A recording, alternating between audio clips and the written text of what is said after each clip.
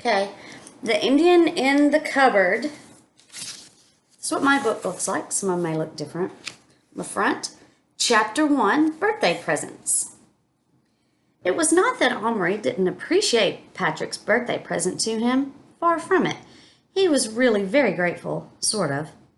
It was without a doubt very kind of Patrick to give Omri anything at all, let alone a second-hand plastic Indian that he himself had finished with. The trouble was, though, that Omri was getting a little fed up with small plastic figures, of which he had loads. Biscuit tins full, probably 3 or 4 if they were all put away at the same time, which they never were because most of the time they were scattered about in the bathroom, the loft, the kitchen, the breakfast room, not to mention Omri's bedroom in the garden. Sound familiar? Toys scattered everywhere. The compost heap was full of soldiers, which, over several autumns, had been raked up with the leaves by Omri's mother, who was rather careless about such things. Omri and Patrick had spent some hours together playing with their joint collections of plastic toys, but now they'd had about enough of them, at least for the moment, and that was why when Patrick brought his present to school on Omri's birthday, Omri was disappointed. He tried not to show it, but he was. "Do you really like him?" asked Patrick as Omri stood silently with the Indian in his hand. "Yes, he's fantastic," said Omri in only a slightly flattish voice. "I haven't got an Indian." "I know. I haven't got any cowboys either. Nor have I. That's why I couldn't play anything with him." Omri opened his mouth to say, "I won't be able to either." But thinking that might hurt Patrick's feelings, he said nothing, put the Indian in his pocket, and forgot about it. After school, there was a family tea, and all the excitement of his presence from his parents and his 2 older brothers. He got his dearest wish, a skateboard complete with kickboard and kryptonic wheels from his mom and dad, and from his eldest brother, Adil, a helmet. Gillian, his older brother, hadn't brought him anything because he had no money. His pocket money had been stopped some time ago in connection with a very unfortunate accident involving his father's bicycle. So when Gillian's turn came to give Omri a present, Omri was very surprised when a large parcel was put before him, untidily wrapped in brown paper and a string. "What is it?" "Have a look. I found it in the alley," explains it. The alley was a narrow passage that ran along the bottom of the garden where the dustbin stood.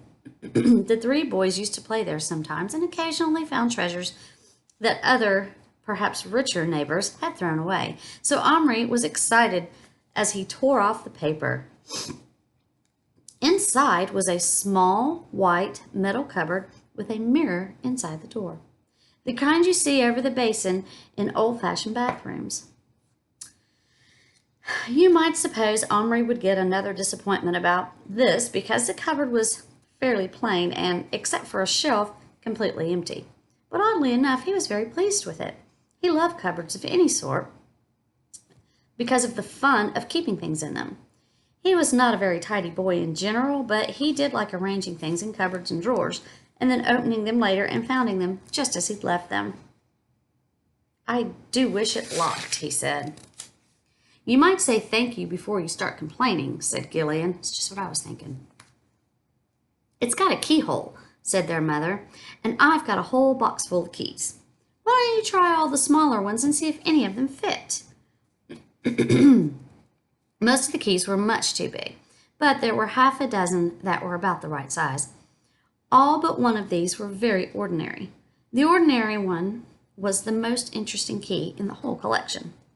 Small, with a complicated lock part and a fancy top. The narrow strip of red satin ribbon was looped through one of the curly openings. Omri saved that key to the last. None of the others fitted, and at last he picked up the curly-topped key and carefully put it in the keyhole on the cupboard door just below the knob. He did hope very much that it would turn, and regretted wasting his birthday cake cutting wish on something so silly, or rather unlikely, as he might pass his spelling test next day, which it would take real magic to bring about, as he hadn't even looked at the words since they'd been given out 4 days ago. Now he closed his eyes and unwished the test pass, and wished instead that this little twisty key would turn Gillian's present into a secret cupboard. The key turned smoothly in the lock. The door wouldn't open. "Hey, Mom, I found one." "Have you, darling? Which one?" His mother came to look. "Oh, that one. How very odd. That was the key to my grandmother's jewel box that she got from Florence. It was made of red leather, and it fell to bits at last, but she kept the key and gave it to me. She was most terribly poor when she died, poor old sweetie, and kept crying because she had nothing to leave me. So in the end, I said I'd rather have this little key than all the jewels in the world. Aw. I threaded it on that bit of ribbon. It was much longer then, and hung it around my neck and told her I'd always wear it and remember her. And I did for a long time, but the ribbon broke, and I nearly lost it." "You could have got a chain for it," said Omri. She looked at him. "You're right," she said. "I should have done just that, but I didn't. And now it's your cupboard key. Please don't lose it, Omri, will you?" Omri put the cupboard on his bedside table and, opening it, looked inside thoughtfully. What would he put in it? "It's supposed to be for medicines," said Gillian. "You could keep your nose drops in it." "No, that's just wasting it. Besides, I haven't any other medicines." "Why don't you pop this in?" His mother suggested, and opened her hand. In it was Patrick's Indian. "I found it when I was putting your trousers in the washing machine." Omri carefully stood the Indian on its shelf. "Are you going to shut the door?" asked his mother. "Yes, and lock it." He did this and then kissed his mother, and she turned the light out, and he lay down on his side looking at the cupboard. He felt very content. Just as he was dropping off to sleep, his eyes snapped open. He had thought he heard a little noise. But no, all was quiet. His eyes closed again. In the morning, there was no doubt about it. The noise actually woke him. He lay perfectly still in the dawn light, staring at the cupboard, from which was now coming a most extraordinary series of sounds. A pattering, a tapping, a scrabbling, and, surely, a high-pitched noise like, well, almost like a tiny voice. To be truthful, Omri was petrified. Who wouldn't be? Undoubtedly, there was something alive in that cupboard. At last, he put out his hand and touched it.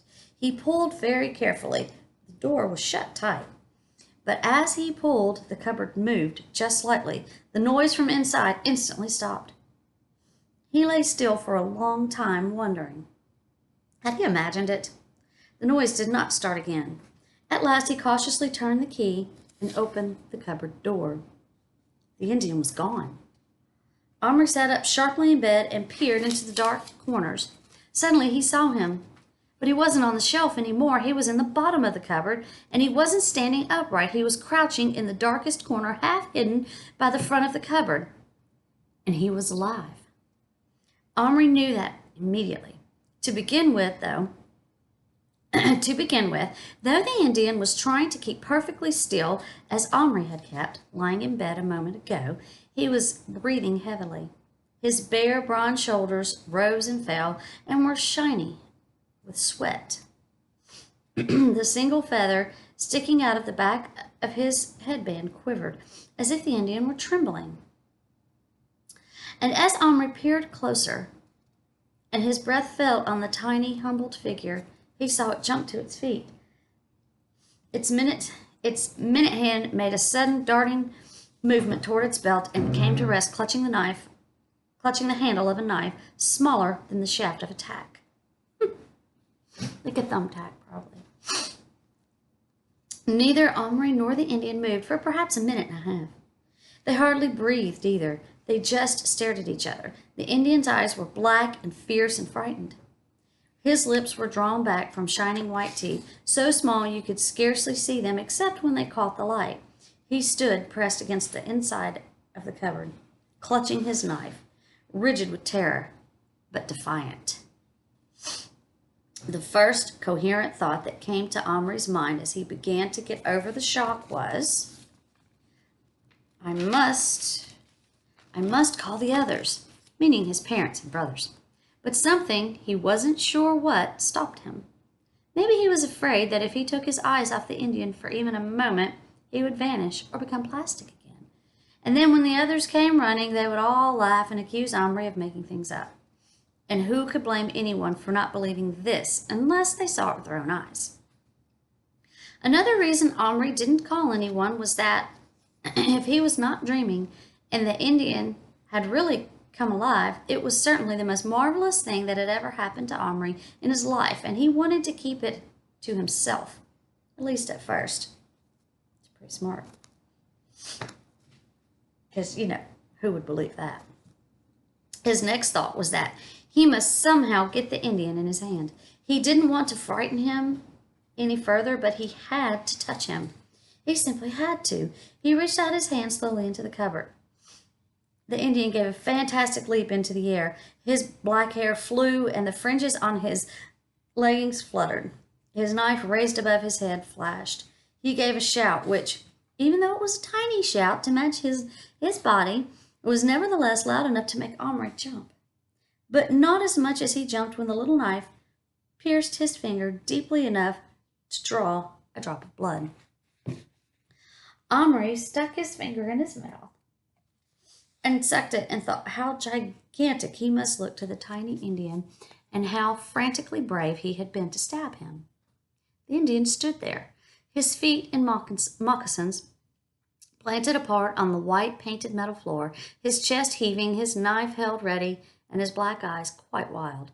Omri thought he was magnificent. I won't hurt you, he said.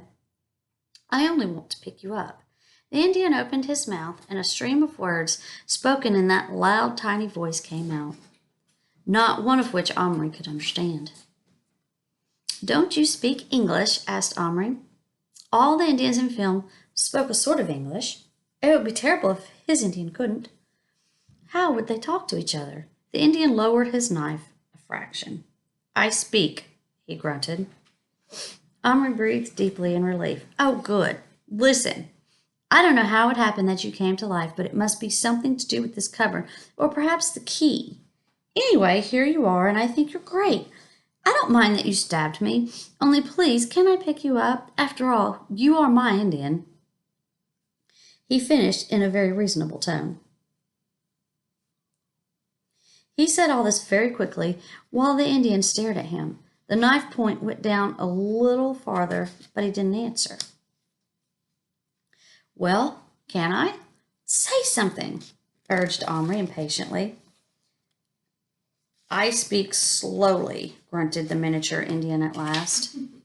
Oh, Omri thought, and then said very slowly, let me pick you up.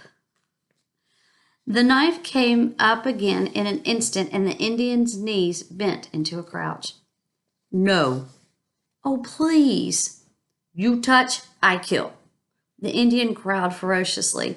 You might have expected Omri to laugh at this absurd threat from a tiny creature scarcely bigger than his middle finger, armed with only a pinpoint. But Omri didn't laugh. He didn't even feel like laughing. This Indian, his Indian, was behaving in every way like a real live Indian brave, and despite the vast difference in their sizes and strengths, Omri respected him, and even, odd as it sounds, feared him at that moment. Oh, okay, I won't then. But there's no need to get angry. I don't want to hurt you. Then the Indian looked baffled, and he said, in what he supposed was Indian English, me no hurt you. You see, you come near, I hurt you, said the Indian. That's funny when Omri said, me no hurt you. Anyway, Omri had been half lying in bed all this time. Now, cautiously and slowly, he got up. His heart was thundering in his chest. He couldn't be sure why he was being cautious. Was it so as not to frighten the Indian, or because he was frightened himself? He wished one of his brothers would come in, or better still, his father. But no one came. Standing in his bare feet, he took the cupboard by its top corners and turned it till it faced the window. He did this very carefully, but nevertheless the Indian jolted, and having nothing to hold on to, he fell down. But he was on his feet again in a second, and he had not let go of his knife. Sorry, said Omri. The Indian responded with a noise like a snarl. There was no more conversation for the next minutes. Omri looked at the Indian in the early sunlight. He was a splendid sight. He was just under 3 inches tall. His blue-black hair, done in a plait and pressed to his head by a colored headband, gleamed in the sun. So did the minuscule muscles of his tiny naked torso and the skin of his arms. His legs were covered with buckskin leggings, which had decoration on them too small to see properly. He wore a kind of bandolier across his chest, and his belt seemed to be made of several strands of some shiny white beads. Best of all, somehow, were his moccasins. Omri found himself wondering, not for the first time recently, where his magnifying glass was. It was the only way he would ever be able to see and appreciate the intricate details of the Indian's clothes. Omri looked as closely as he dared at the Indian's face. He expected to see paint on it, war paint, but there was none. The turkey feather had been stuck in the headband and come out when the Indian fell, and was now lying on the floor of the cupboard. It was about as big as the spike on a horse chestnut, but it was a real feather. Omri suddenly asked, "Were you always this small?" "I not small, you big," the Indian shouted angrily. "No," began Omri, but then he stopped. He heard his mother beginning to move about next door. The Indian heard it too. He froze. The door of the next room opened. Omri knew that at any moment his mother would come in to wake him for school. In a flash, he had bent down and whispered, "Don't worry, I'll be back." And he closed and locked the cupboard door and jumped back into bed. "Come on, Omri, time to get up." She bent down and kissed him, paying no attention to the cupboard, and went out again, leaving the door wide open. End of chapter 1.